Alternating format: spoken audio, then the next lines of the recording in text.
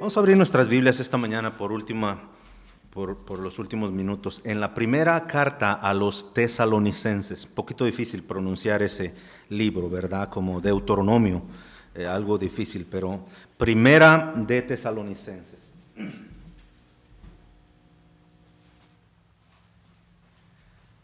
Primera carta a los tesalonicenses. Vamos a ver algo, hermanos, que normalmente hay cierta época en el año donde yo tomo un tiempo exclusivamente para enseñar acerca de tiempos, lo que en la teología se conoce como escatología, ¿verdad? Que es el estudio de los tiempos finales. Y le quiero confesar que batallé bastante, sigo batallando en mi corazón porque es algo que uno muy pocas veces se pone a pensar, a meditar en esto, pero fue lo que Dios puso en mi corazón y una vez más yo quisiera ser obediente a la palabra de Dios, ¿verdad? En Primera de Tesalonicenses, el capítulo 5, vamos a leer desde el versículo 1 hasta el versículo 11. Sígame por favor con su vista.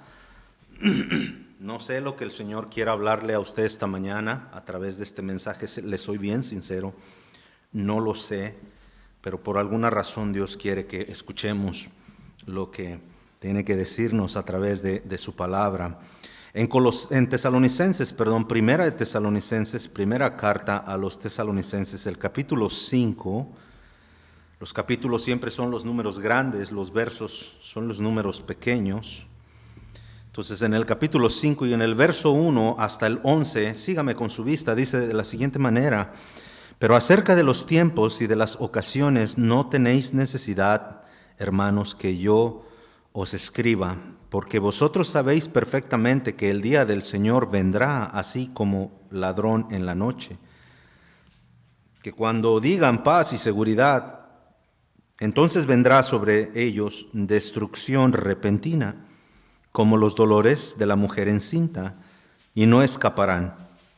Mas vosotros, hermanos, no estáis en tinieblas para que aquel día os sorprenda como ladrón. Porque todos vosotros, sois hijos de luz e hijos del día. No somos de la noche ni de las tinieblas. Por tanto, no durmamos como los demás, sino volveos y seamos sobrios. Velemos y seamos sobrios. Pues los que duermen de noche duermen, y los que se embriagan de noche se embriagan.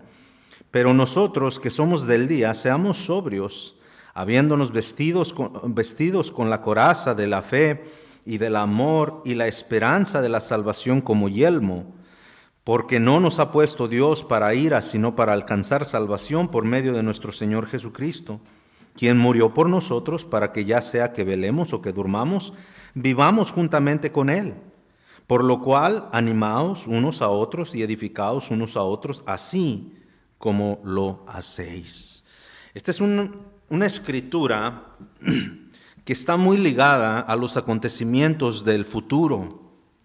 Esta es una escritura, una vez más, que nos menciona las cosas que acontecerán, no sé si a esta generación que vivimos o la siguiente generación, nadie lo sabe en sí.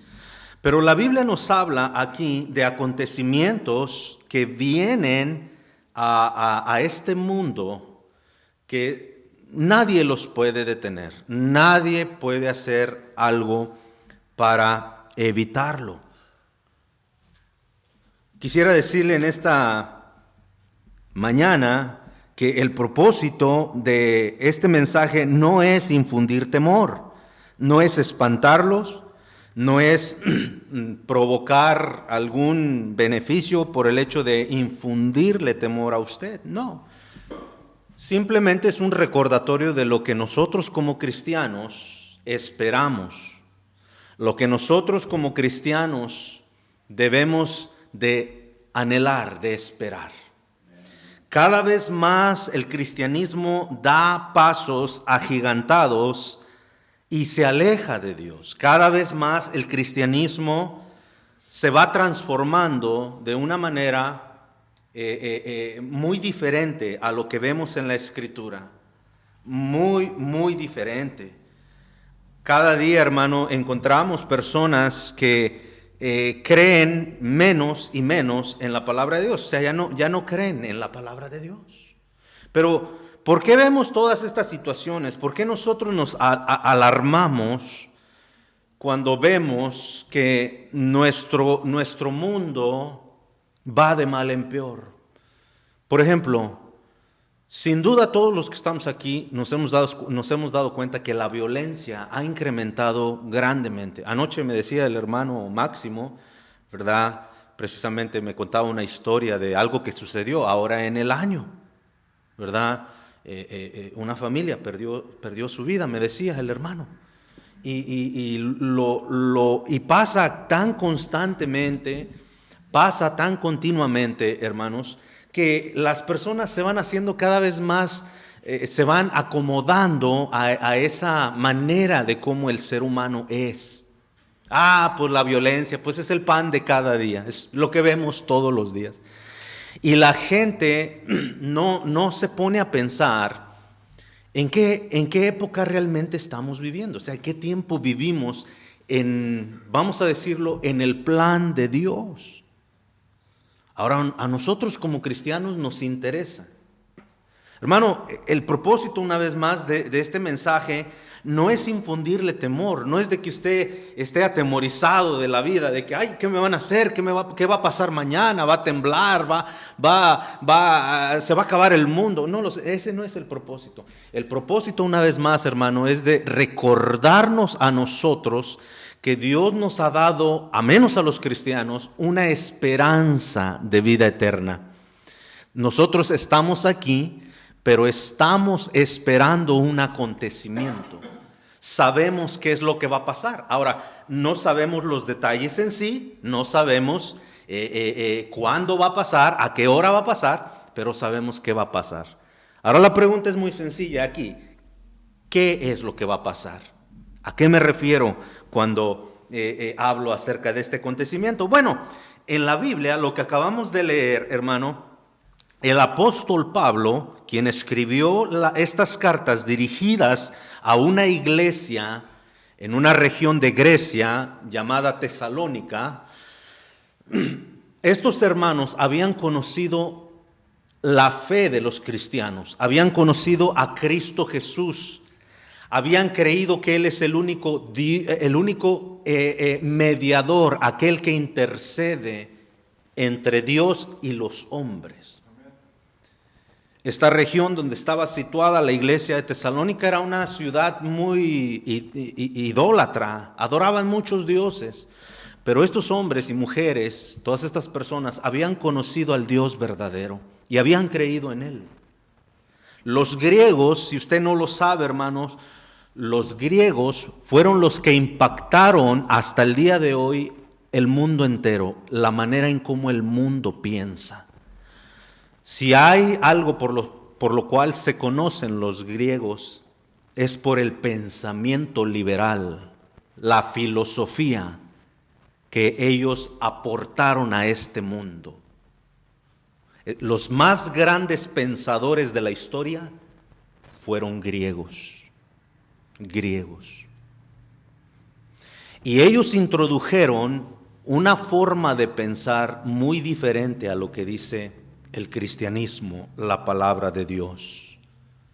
Por eso hoy vemos en nuestros días la gente no entender la palabra de Dios. Vemos que la gente rechaza la palabra de Dios porque piensan que la Biblia fue escrita por hombres ignorantes, hombres que no tenían conocimiento. Eso está muy lejos de la verdad, hermanos, muy lejos de la verdad. Por ejemplo, el hombre que escribió esta carta a los tesalonicenses, ¿saben quién fue? Pablo. Ahora, ¿quién fue Pablo, hermanos, en la historia? Pablo, escuche bien, Pablo fue una persona de las más preparadas en toda la historia. No porque Dios lo iluminó con su Espíritu Santo. Pablo, antes de ser cristiano, él era un hombre muy conocido, muy culto, tenía mucho conocimiento. Pablo mismo lo dice en sus cartas a los Corintios. Él dice que rebasaba en conocimiento y en práctica la fe, el conocimiento de muchas personas de su tiempo. Pablo hablaba diferentes idiomas. Él podía comunicarse, él hablaba el latín, hablaba el hebreo, el arameo, y podía dominar todas estas lenguas. El griego, era un hombre muy consumido por la lectura, por el conocimiento. Pablo sabemos que nunca se casó porque nunca da indicio de que hubiera formado una familia. Pero escúcheme bien, hermano, quien escribió la palabra de Dios no fueron hombres ignorantes, no fueron hombres incultos. Fueron hombres muy bien preparados, personas que sabían exactamente lo que el Espíritu de Dios les estaba dando a que escribieran. Entonces Pablo, al escribir esta carta, hermano, les escribe a estos hermanos con un propósito en su mente. ¿Cuál era ese propósito? El versículo 1, mire lo que dice una vez más. Aquí en 1 Tesalonicenses 5:1 dice, pero acerca de los tiempos y de las ocasiones. Fíjese bien, vamos a parar ahí un minutito. Acerca de los tiempos. La palabra tiempos aquí viene de una palabra griega antigua, que es la palabra cronos, que es de donde nosotros tomamos de esa palabra para que surgió la palabra cronómetro. Ahora, ¿qué función tiene un cronómetro? Un cronómetro mide el tiempo. Ese es su trabajo, eso desempeña un aparato, un cronómetro, mide el tiempo, analiza el tiempo, estudia ese tiempo, o sea, para eso es el cronómetro. Entonces, Pablo lo que les está diciendo aquí en el versículo 1 dice, en primer lugar, acerca de los tiempos y de las ocasiones. La palabra ocasiones aquí, si usted trae una Biblia más moderna, se dará cuenta que es la palabra épocas, temporadas, tiempos también se puede utilizar, pero es la época, las épocas que han acontecido. Ahora, preste mucha atención, hermanos, por favor, esta mañana. No se me distraiga, son los últimos minutos que le pido que me dé su atención. Mire, hermanos, a pesar de que el mundo va en una decadencia espiritual, va alejándose cada vez más de Dios, a pesar de que el liberalismo va creciendo como nunca en nuestros días, la Biblia siempre nos ha animado a nosotros, siempre nos ha enseñado que debemos de guardar nuestra fe, nuestra esperanza. ¿En qué? ¿Qué es el próximo acontecimiento? ¿Qué es lo que le espera al cristiano? En la mente de muchas personas, lo que voy a decir a continuación es algo tan ridículo, es algo tan tonto, que para ellos dice, solo un tonto puede creer eso. Porque no entienden los tiempos, no entienden las épocas. Pero para aquellas personas, hermano, que hemos decidido, y escuche bien esa palabra, hemos decidido poner nuestra confianza en Cristo, para nosotros estudiar la historia y lo que ha acontecido y lo que sigue aconteciendo, para nosotros es vital y muy importante. Porque los acontecimientos que pasan en este mundo año tras año son señales para nosotros que nos dejan saber que la venida de nuestro Señor se acerca cada vez más. Y nosotros vivimos, escuche bien, hermanos, hoy se toma el cristianismo tan a la ligera, hermano, que muchos, cuando venga ese día, no van a saber, hermanos, ni siquiera cómo reaccionar. No van a saber cómo. Entonces, Pablo está diciendo, nosotros como cristianos debemos de conocer los tiempos, debemos de medir el tiempo y de conocer las épocas. ¿Para qué? Versículo 2, vea lo que dice, hermanos. Porque vosotros sabéis. Entonces esa es la clave para que nosotros sepamos cómo está nuestro mundo y que cada vez nos demos cuenta que la venida del Señor está más cerca, hermanos. No podemos seguir viviendo un cristianismo a la ligera, hermano. Dios llamará a cuentas. Dice, porque vosotros que sabéis perfectamente. Note, un cristiano debe de saber, hermano, cuál es el próximo, para qué vivo mi vida cristiana, para qué me aparto de ciertas cosas, nada más porque el predicador lo dice, nada más porque la iglesia donde voy me lo dice.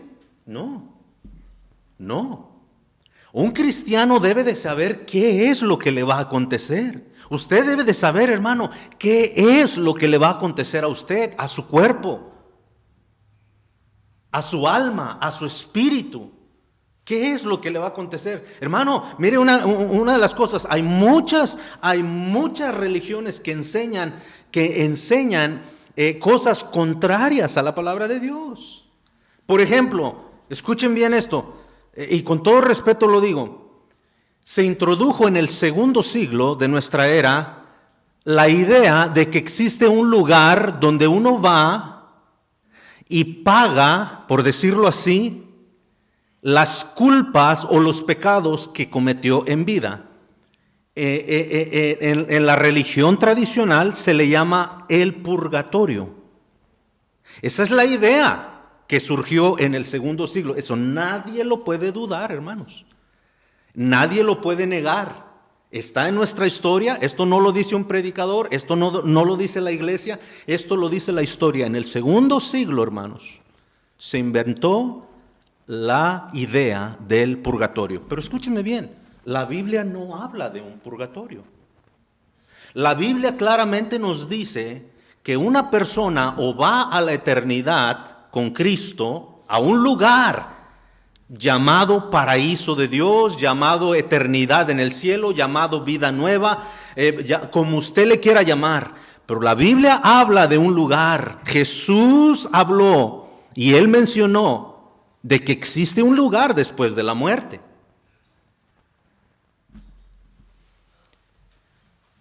Y también la Biblia nos enseña, hermano, de algo que es muy rechazado hoy en nuestros días, la idea de que exista un infierno. Entonces se formó la idea de que hay algo intermedio, hay un purgatorio, pero eso no es bíblico. Y eso nosotros no lo aceptamos. ¿Por qué? Porque no es bíblico. La Escritura nos está diciendo aquí claramente, hermano, dice, porque vosotros, del verso 2, vosotros sabéis perfectamente. Nosotros debemos de saber lo que dice la Escritura, hermano. No lo que nos dijeron nuestros padres, no lo que dijeron los abuelos a nuestros padres. Y así se ha ido la idea de generación en generación. Pero nadie se ha puesto a pensar y decir, bueno, esto fue lo que me enseñó mi papá, esto fue lo que me enseñó mi mamá. Y respeto su idea. Y respeto lo que ellos conocieron. Pero ¿qué dice Dios en su palabra? ¿Hay un purgatorio? Otra idea que surge, hermanos, es la idea de que y esta idea la comparte otro grupo religioso, es la idea que surgió mucho más cerca a nuestros días, ¿verdad? Es la idea de que una persona simplemente muere y desaparece. Esta es una idea muy propagada por los testigos de Jehová. La iglesia adventista también defiende esta postura. Ellos dicen que cuando una persona muere, ya no hay nada más, ya no hay memoria de ellos. Pero vamos a ver si eso es cierto, ¿sale? Vamos a ver si es verdad o no. Quiero que vaya conmigo al libro de Lucas, pero ponga una marca aquí porque probablemente vamos a regresar para terminar aquí. Ponga una marca aquí, hermanos, y vamos al libro de Lucas, por favor. Libro de Lucas, que se encuentra, es el tercer evangelio, Mateo, Marcos, Lucas, por favor.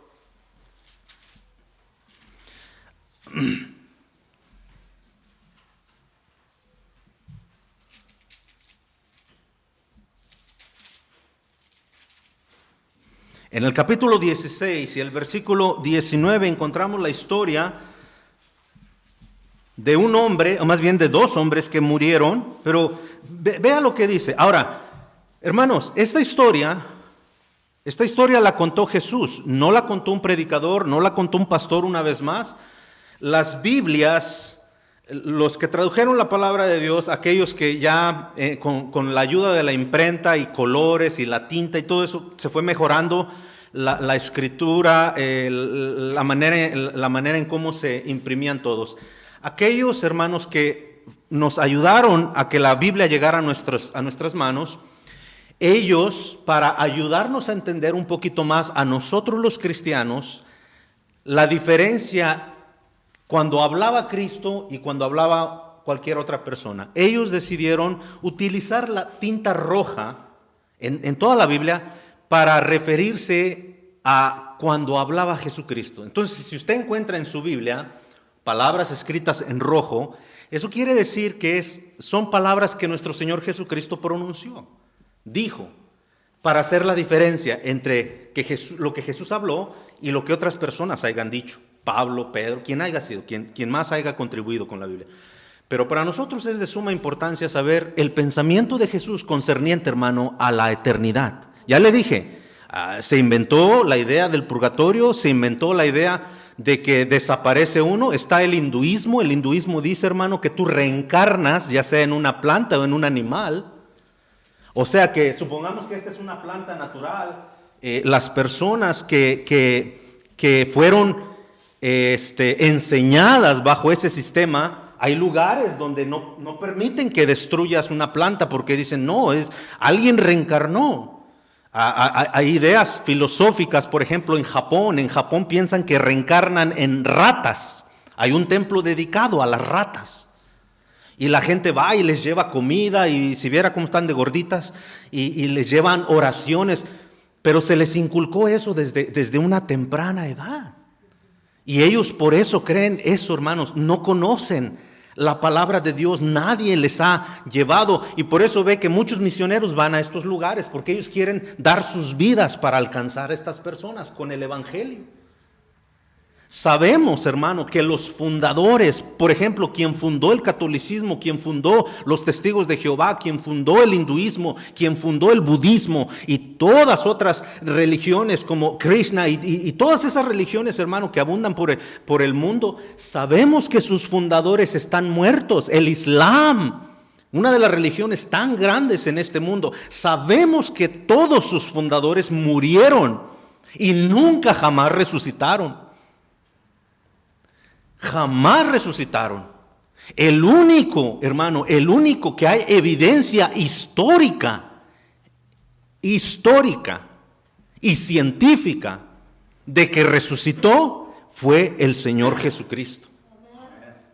Ningún otro fundador, hermano, ni Buda, ni Mohammed, ni Gandhi, ni ninguna de las personas que comenzaron un movimiento de religión, un movimiento religioso, jamás resucitaron. Pero históricamente hay evidencia, no solamente de la Escritura, sino, como le dije, científicamente, de la veracidad de que existió un hombre llamado Jesús de Nazaret, Jesús el Cristo. Y lo más maravilloso, hermano, es que más de 300 profecías del Antiguo Testamento y unas del Nuevo Testamento se han cumplido ya. Eso es algo maravilloso para los que estudiamos o los que estudian más detalladamente los acontecimientos, hermano. Para nosotros, usted no se imagina la fortaleza, la seguridad que nos da a nuestra fe. Nuestra fe no está basada o fundamentada en lo que nuestros padres solamente nos dijeron, en lo que alguien más nos dijo. No, nuestra fe está basada, hermano, primeramente en lo que Dios nos dice en su palabra, y segundo, hermano, en lo que la historia también nos enseña, lo que la ciencia también nos dice. Por eso es bien importante que entendamos de que, hermano, se han levantado sectas, se han levantado grupos religiosos que afirman, pero ¿qué dice Dios en su palabra? ¿Qué es lo que Dios le asegura al cristiano? ¿Qué es lo que Dios te ha dado a ti esta mañana para que tú puedas decir, soy cristiano, por la gracia de Dios sé por qué soy cristiano, sé lo que estoy viviendo y sé hacia dónde voy? debemos de tener. Los cristianos no somos ignorantes, hermano. Así como una persona puede agarrar un libro de historia, puede agarrar un libro de ciencia, puede agarrar un libro de naturaleza, de matemática, los cristianos también podemos hacer eso. Y podemos fundamentar nuestra fe, hermano, no solamente en lo que creemos porque alguien nos dijo, sino en lo que palpamos. El apóstol Juan dijo, lo que palparon nuestras manos conforme a Cristo Jesús. Por eso sabemos, hermano, que lo que le acabo de decir, y una vez más, queridos hermanos, mire, nos toman video, gente nos ve en otras partes, lo digo con todo respeto, no se trata de ofender a nadie, no estoy criticando una creencia, pero cuando no está en la Biblia, cuando no está en la palabra de Dios, nosotros no debemos creerla, no estamos obligados a creerlo. Venimos quizás de esas creencias, pero cuando vamos leyendo la palabra de Dios, cuando se nos va explicando la palabra de Dios, nos vamos dando cuenta de lo equivocado que nosotros estábamos y lo verdadero que es Dios. Entonces miremos esta historia, hermanos. Vamos a ver si realmente uno encarna en una flor, en un animal, en una vaca, en un ratón, o si realmente nuestra existencia ya no hay nada después de la muerte. O si hay un lugar donde, hermano, yo puedo ir a pagar y mis familiares pueden pagar desde este lado de la eternidad, ¿verdad? Con ciertas donaciones o ciertos rituales, qué sé yo. Vamos a ver si realmente hay un lugar así. Mire lo que dice el versículo 19, por favor. Mantenga acá en Colosenses, le pido de favor. Dice, había un hombre rico que se vestía de púrpura y de lino fino y hacía cada día banquete con esplendidez. Había también un mendigo llamado Lázaro que estaba echado a la puerta de aquel lleno de llagas y ansiaba saciarse de las migajas que caían de la mesa del rico, y los perros venían y le lamían las llagas. Aconteció que murió el mendigo, murió el hombre pobre. Ahora, paremos un momento ahí, hermanos. Yo quiero que entendamos algo. Esto que le pasó a él, te va a pasar a ti y me va a pasar a mí. Escucha lo que dice. No vayas conmigo por cuestión de tiempo, pero si quieres ir en Hebreos capítulo 9, en Hebreos capítulo 9 y el versículo 27, escucha lo que dice. Esta es una verdad universal. Esto es algo que lo quieras admitir o no, tengas fe o no tengas fe. Esto es algo que va a acontecerte a ti y a mí y a todos. En Hebreos 9:27 dice la palabra de Dios, y de la manera que está el oriente en Asia, China, Filipinas, todas esas áreas de Mongolia, todo ese lugar. Pero Buda nunca prometió una eternidad. Los escritos de los últimos días de Buda fueron los siguientes. Él dijo que él nunca pudo alcanzar la verdad. Y si había forma de alcanzarla, dijo, él animaba a sus seguidores a buscar la verdad. Buda no puede salvar a nadie. Hermano, escúcheme bien.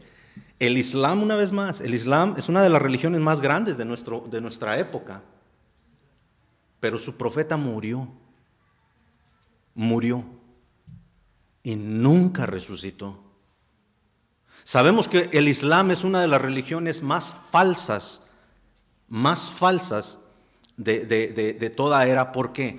Porque ellos, escúchame bien, ellos obligan a punta de espada,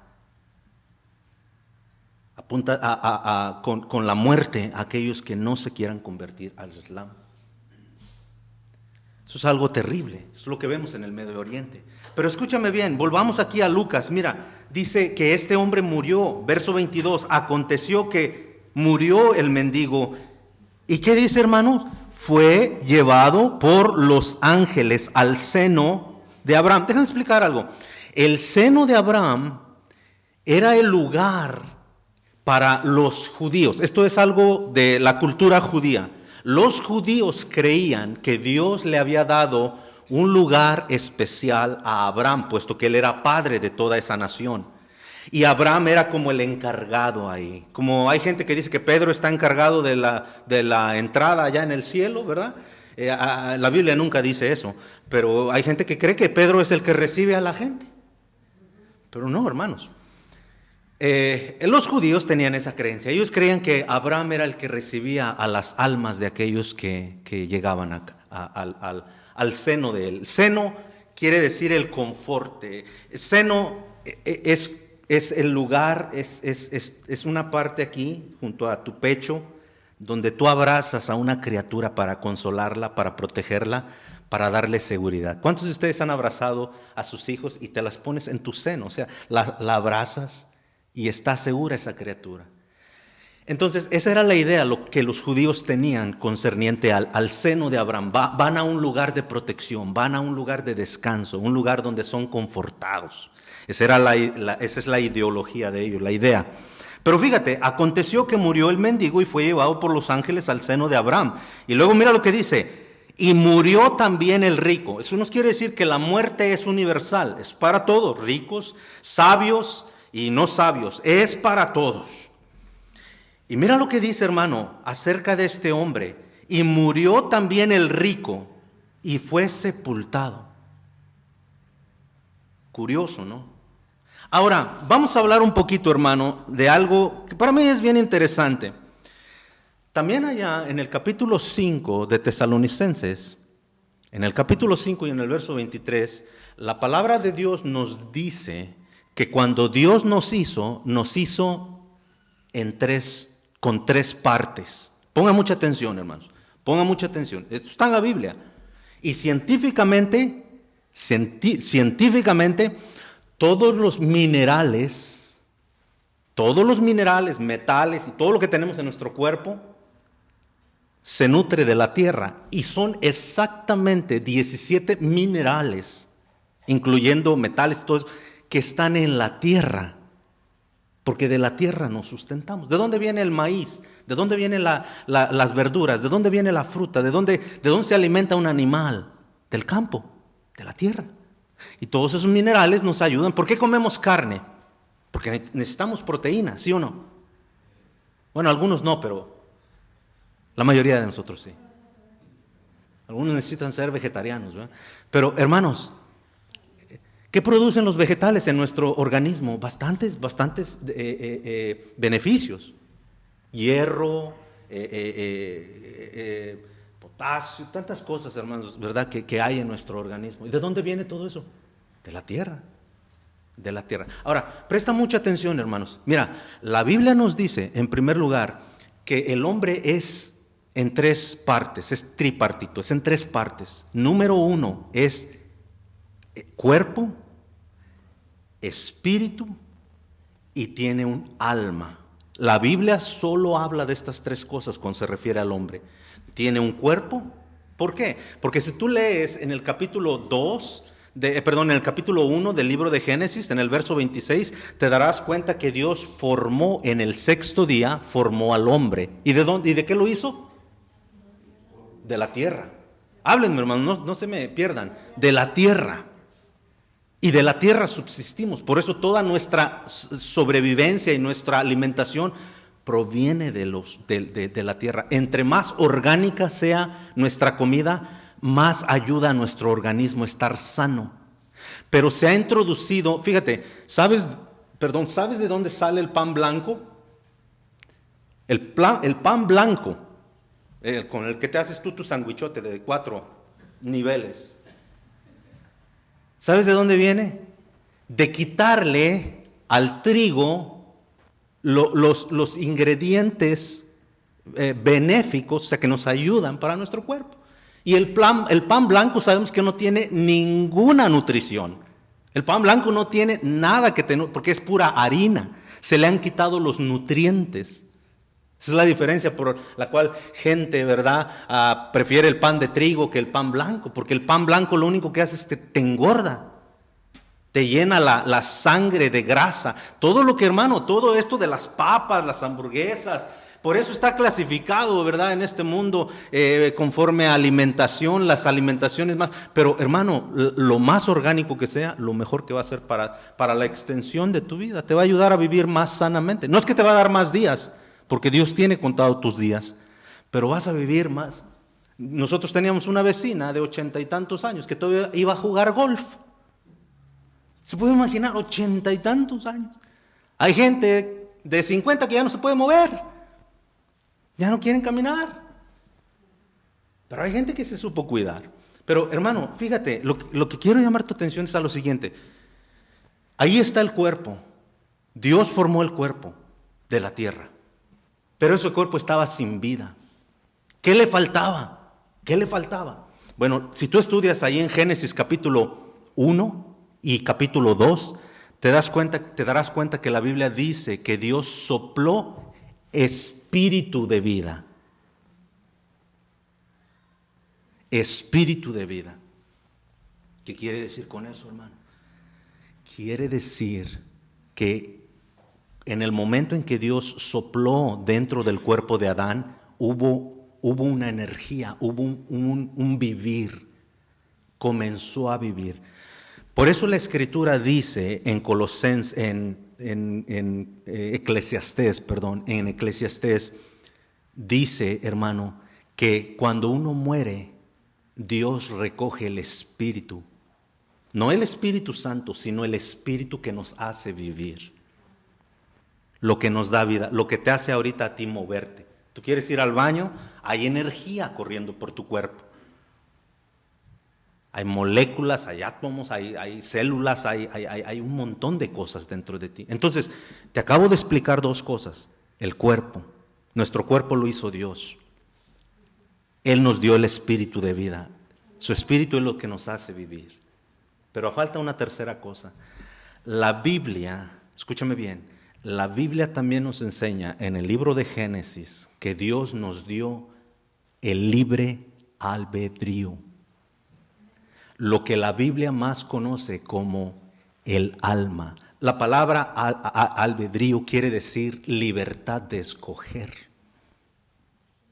Mucha gente dice, ¿por qué Dios, si Dios siendo tan poderoso, por qué Dios no impidió que Adán comiera del fruto? ¿Por qué no impidió que la serpiente no entrara? ¿Por qué no impidió que Eva comiera? Es bien sencilla la respuesta. Porque Dios no creó máquinas, no creó robots. Dios creó un ser humano a su semejanza y Dios decide. Y el ser humano tiene esa habilidad de decidir. Él decide. Dios no hizo máquinas. Hermano, créeme que hubiera sido mucho menos dolor de cabeza para Dios que Dios hubiera hecho máquinas. Se descompone una y tírala a la basura y compras otra, ¿sí o no? ¿Qué siente la máquina? A ver, ¿qué siente? Pero tú tirarías a tu hijo a la basura porque no se porta bien. ¿Tirarías a tus padres a la basura porque no se portan bien? ¿Porque no fueron buenos padres? No. Dios a cada uno de nosotros nos dio la libertad de escoger. Hermano, yo decido ser un buen padre o un mal padre. Yo decido honrar mi matrimonio o deshonrarlo. Yo decido honrar la vida de mis hijas o deshonrar la vida de mis hijas. No tiene que ver absolutamente nada con Dios. Es mi decisión. ¿Por qué? Porque Dios me dio un cuerpo, Dios me dio la capacidad de moverme, que es el espíritu, la vida, y en tercer lugar, Dios me dio un alma, que es la capacidad de decidir. Ahora, se me está terminando el tiempo. De estas tres cosas, el cuerpo, dice la Biblia, que cuando morimos, ¿a dónde va? A la tierra.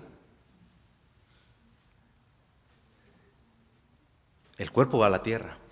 Lo dice claramente la Escritura y lo vemos todos los días. La Biblia dice que el espíritu lo recoge Dios. Pon atención a esto es lo último. Pon atención, el espíritu lo recoge Dios. Eso tú no tienes control de eso. Ya el día que Dios diga hasta aquí llegaste, hasta aquí llegaste. ¿Usted ha escuchado de gente que dice, va manejando y de repente, ¡ay! ¡Ay! Murió. Pero estaba tan sano. Estuve en una conferencia con un pastor, tenía 43 años de edad. 43 años de edad el pastor.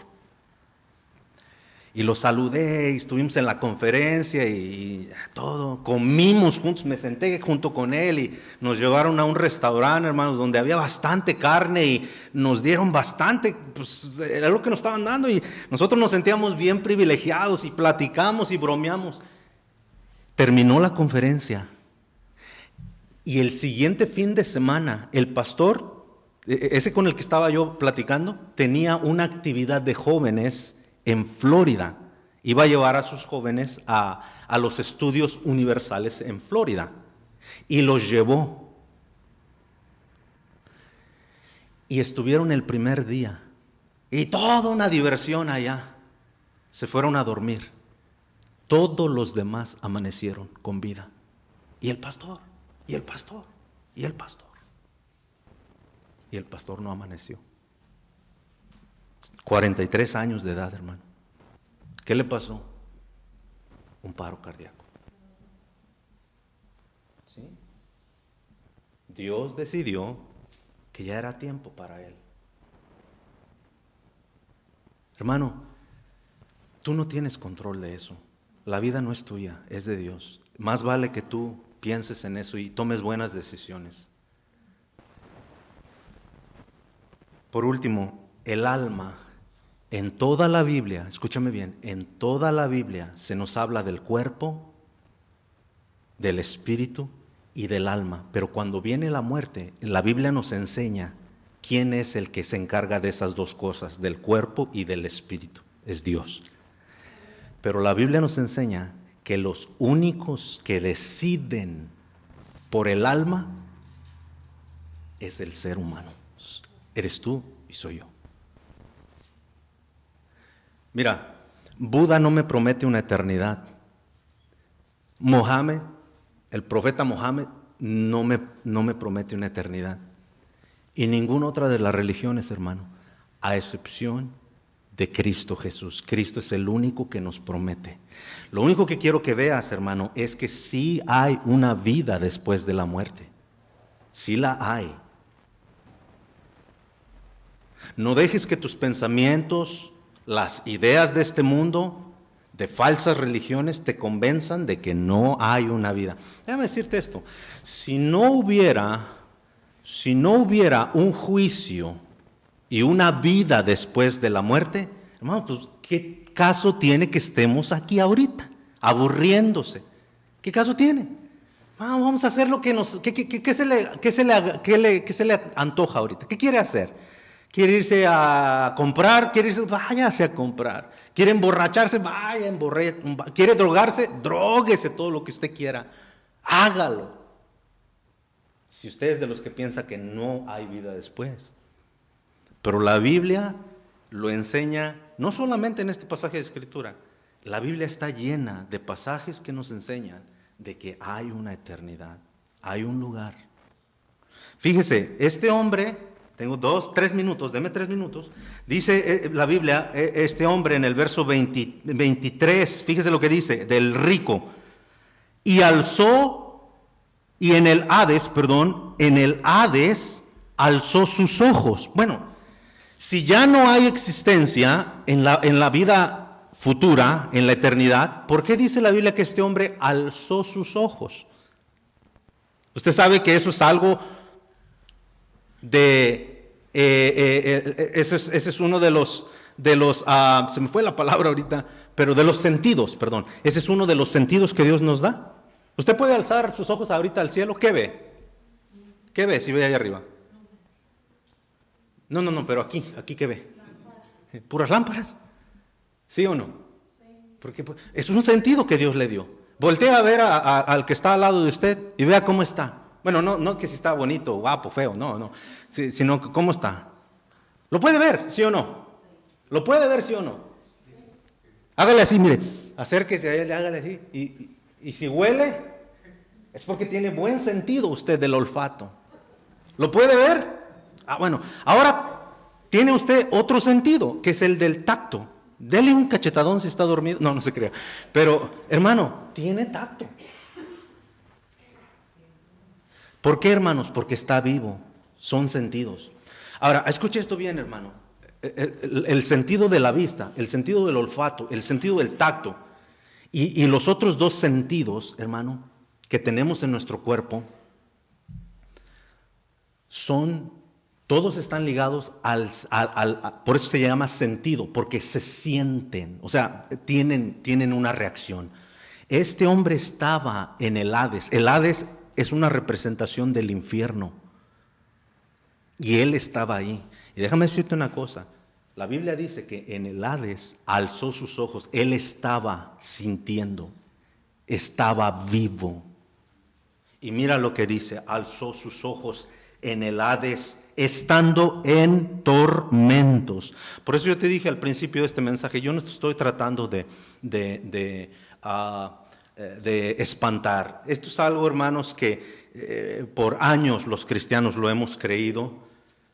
Por años hemos creído como cristianos que existe una eternidad en el cielo y existe una eternidad en el infierno. Y los únicos, este hombre no estaba allí en cuerpo y en espíritu, este hombre está, su alma, que era viviente, que sentía, era lo que estaba allí. Hermanos, se me terminó el tiempo, pero yo quiero decirte esta mañana que nuestro Señor viene, Él tiene una promesa para con nosotros. Si tú estás preparado, qué bueno. Porque la Biblia nos enseña que la única forma en cómo nosotros podemos prepararnos es a través de recibir a Cristo Jesús. Yo lo he dicho muchas veces, esta iglesia no salva a nadie. Yo no puedo salvar a nadie, no me puedo salvar ni a mí mismo. Yo necesito un Salvador, su nombre es Cristo Jesús. Yo le entregué mi vida y mi corazón a los 18 años de edad y no tengo nada que arrepentirme, al contrario. Estoy agradecido con el Señor porque al pasar los años me ha dado una seguridad de que mi alma un día pasará la eternidad con Él. La única forma que la Biblia nos enseña en que podemos librarnos de la condenación del infierno es aceptando lo que Cristo Jesús hizo por nosotros en la cruz del Calvario. Todo rostro inclinado, se lo pido de favor, por favor, por respeto, todo rostro inclinado, si es tan amable. Rostro inclinado. Vamos a orar y pedirle a Dios que nos siga dando el Señor la bendición en este año que comenzamos, de no olvidarnos que un día vamos a morir, no olvidarnos que tenemos una esperanza preparada para nosotros. Hermano, importando quién crea, quién no cree, esto es algo individual. Esto es algo individual. Jesús dijo algo muy importante: el que cree en el Hijo tiene vida eterna. Pero el que rehúsa creer en el Hijo no verá la vida, sino que la ira de Dios está sobre de él. Y nosotros sabemos que la ira de Dios es algo muy terrible. En lo que el piano toca por estos últimos 3 minutos, te quiero invitar a que en tu corazón examines realmente tus pensamientos. Tu vida no es tuya, tu vida te la dio Dios con un propósito. Tienes los días contados, sin duda, al igual que yo.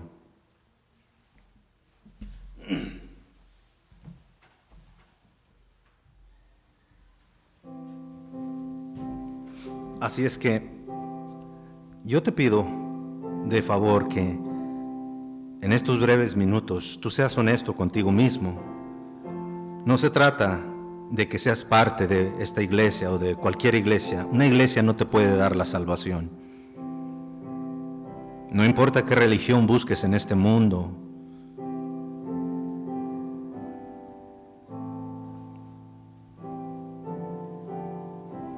Ninguna religión puede darte la seguridad, solo Cristo puede. Solo Él puede cambiar tu corazón confundido. Dios te dio un cuerpo y un día Él lo volverá a la tierra. Dios te dio un espíritu que hace que funcione tu cuerpo y un día Él recogerá ese espíritu. Pero el alma que Él te dio, la libertad de decidir, esa está en tus manos. Nadie decide por ti. Nadie.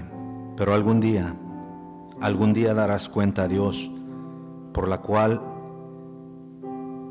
Él te dio esa salvación, esa alma. Señor, ayúdanos en esta tarde. Ayúdanos a reflexionar un poco, Señor. Nos has dado el privilegio de poder comenzar un año nuevo. Sabemos que esto obviamente no es algo que tú lo has diseñado así. Así se dio la cultura en la que vivimos. vivimos por años, contamos los años, pero tú nos enseñas en tu palabra que debemos de ser sabios para contar nuestros días, saber que nuestra vida se pasa muy rápido y podemos encontrar una paz en ti, podemos encontrar, Señor, un orden en ti, podemos encontrar un futuro en ti, una esperanza en ti. Yo no sé, Señor, si en esta tarde habrá alguna persona aquí que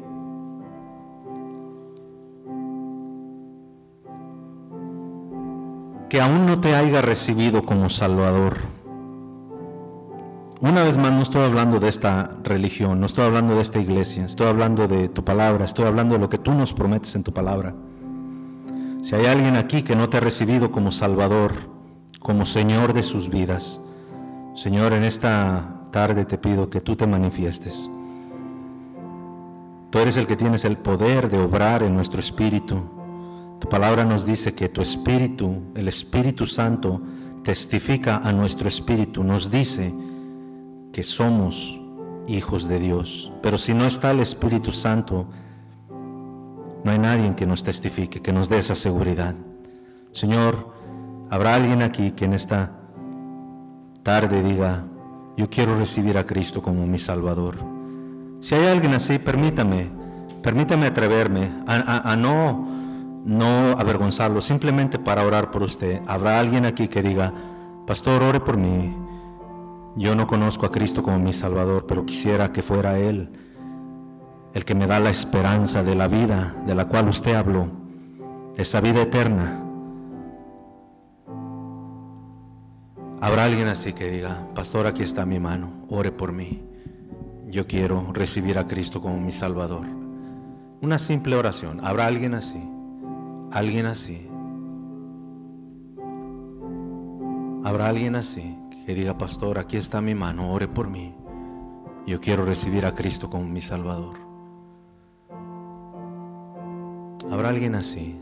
No se vaya sin Cristo. Es una decisión, es la decisión que Dios le ha dado, la libertad de escoger. Usted escoja. Señor, tú conoces los corazones, sabes perfectamente quiénes somos y lo que nosotros creemos. Te agradecemos porque en tu palabra, Señor, tenemos la respuesta a nuestras más grandes preguntas. ¿Realmente hay una eternidad? ¿Realmente tengo un alma? ¿Cómo puedo saber que tengo un alma? Señor, tu palabra nos enseña todo eso.